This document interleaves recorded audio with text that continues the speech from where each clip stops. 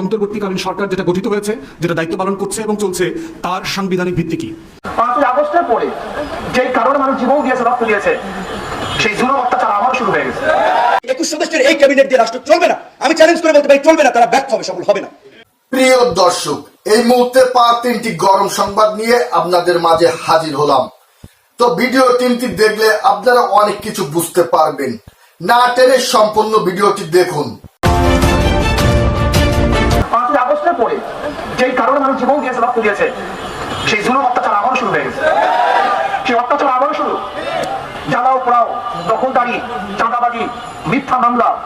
না, বাংলাদেশের জনগণ আর চাঁদাবাজি দেখতে চায় না। ময়দানের মনে করে মিথ্যা মামলা হবে, এটা আমরা দেখতে চাই না। আমার চাই মানুষের শান্তি, মানুষের কল্যাণ, মানুষের মুক্তি। নির্বিঘ্নে মানুষ ঘুরবে, হাঁটবে, চলবে।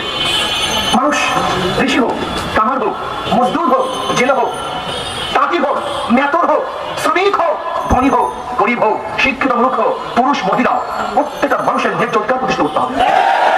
আমরা চাই না মুচির সাথে খারাপ আচরণ, আমরা চাই না ঋষির সাথে খারাপ আচরণ, আমরা চাই না পুলির সাথে খারাপ আচরণ।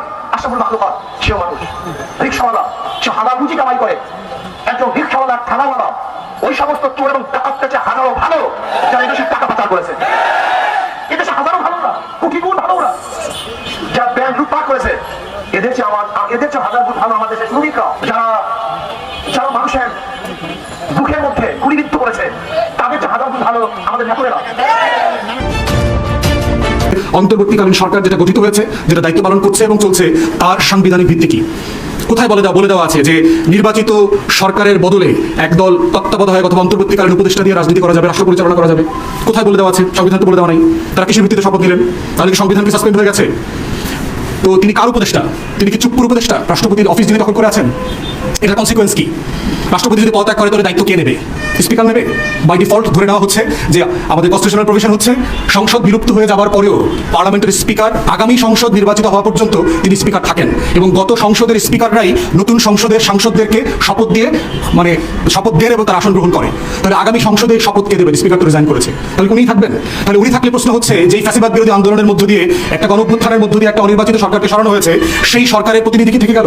তারাই কি নতুন করে আমাদেরকে বৈধতা দিচ্ছে? সেটা কি ন্যায্য? অদূর ভবিষ্যতে কোনোদিন বিচারপতি খায়রুল হকের মতো, শামসুদ্দিন চৌধুরী মানিকের মতো, নিজামুল হক নাসিমের মতো, ওয়াহিদুল হাসান শাহিনের মতো, হাসান ফয়েজ সিদ্দিকী, মাহমুদুল হাসানদের মতো বেঈমান, গাদ্দার, দলদাস, অন্ধ বিচারপতিরা যদি আবার ফিরে আসে, এই সরকার যত সংস্কার করবে, একটা কলমের খোঁচায় সকল সংস্কারকে রেট্রোস্পেক্টিভলি বাতিল করে দিবে তারা। তাহলে কি এই বাস্তবতা আমরা থাকতে চাই? কি করা দরকার আমাদের? এই কি করা দরকার প্রশ্নে হচ্ছে আমরা আজকে আপনাদেরকে দাওয়াত দিয়েছি, ইনভাইট করেছি আমাদের অবস্থান পরিষ্কার করবার জন্য, যে আমরা কি মনে করছি বর্তমান বাস্তবতায় হওয়া উচিত।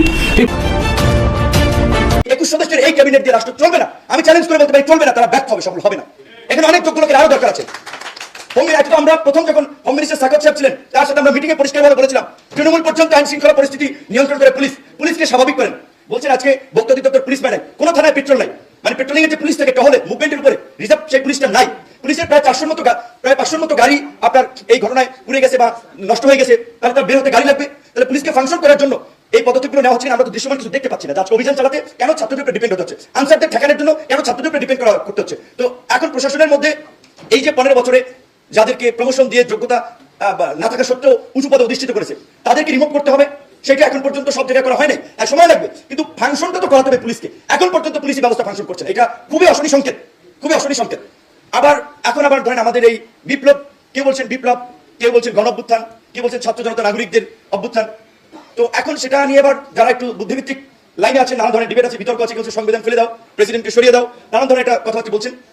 রাষ্ট্র চালাতে হলে ধীরে স্থির বুদ্ধিতে চলতে হবে। এখানে আবেগের জায়গা নেই, বাস্তবতার নিরিখে চিন্তা করতে হবে আপনার এই গভর্নমেন্টকে ইন্টারন্যাশনাল কমিউনিটি কিভাবে নিচ্ছে, দেশের আইন আদালত বা রীতিনীতির সাথে কতটুকু কিভাবে সাংঘর্ষিক হচ্ছে, অনেক কিছু মাথায় রেখে কিন্তু পলিসিগুলো নির্ধারণ করতে হবে।